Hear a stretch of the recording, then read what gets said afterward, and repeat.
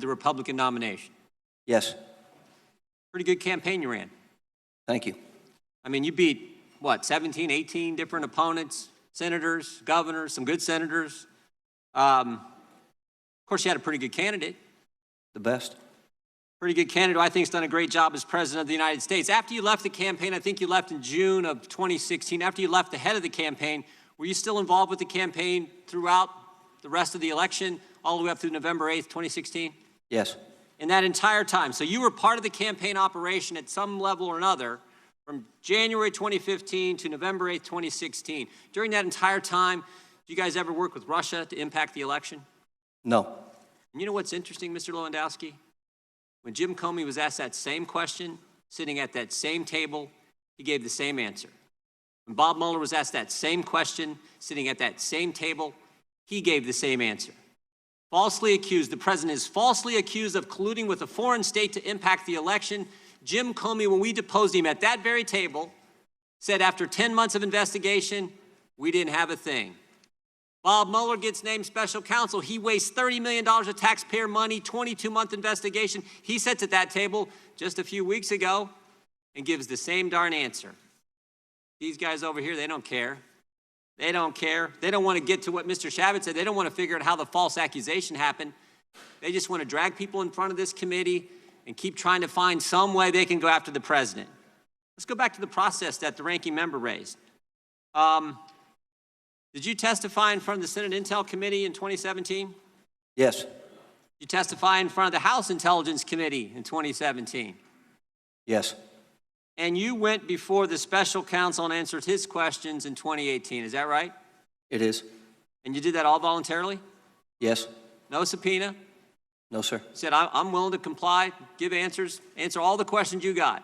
Yes. I think in your opening statement you said 20-some, how many hours did you sit in front of those various committees? More than 20. More than 20 hours. And for this committee, did you get a letter from this committee back in March asking you to comply with certain document requests that Chairman Nadler wanted to have? I believe so, yes. And you and your legal team complied with that? Yes, sir. And then on June 24th, you got another letter, is that right? Yes. June 24th of this year, you got another letter asking you to do an interview, a transcribed interview in front of the committee. And your lawyer contacted Chairman Nadler and said, we'd be happy to do that. Is that right? Yes. Said, give us some dates, we'll come in, we'll be happy to sit for an interview. That's right. What happened next?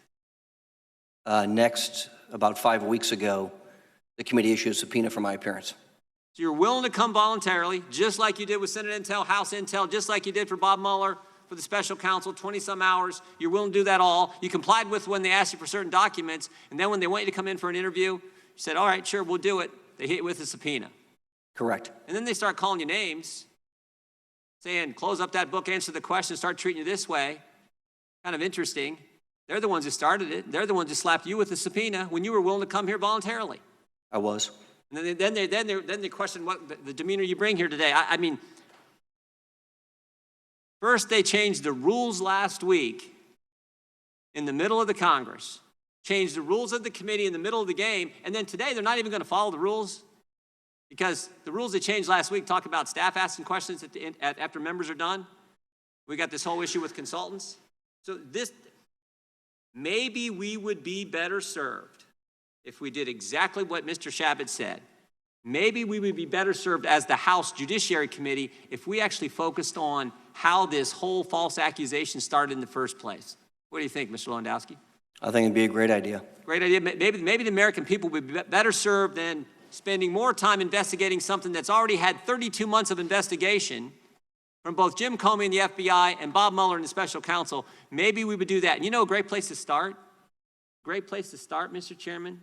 I asked you about this 1 week ago today. Great place to start would be the Inspector General's report that was issued just 3 weeks ago, the scathing report about Jim Comey.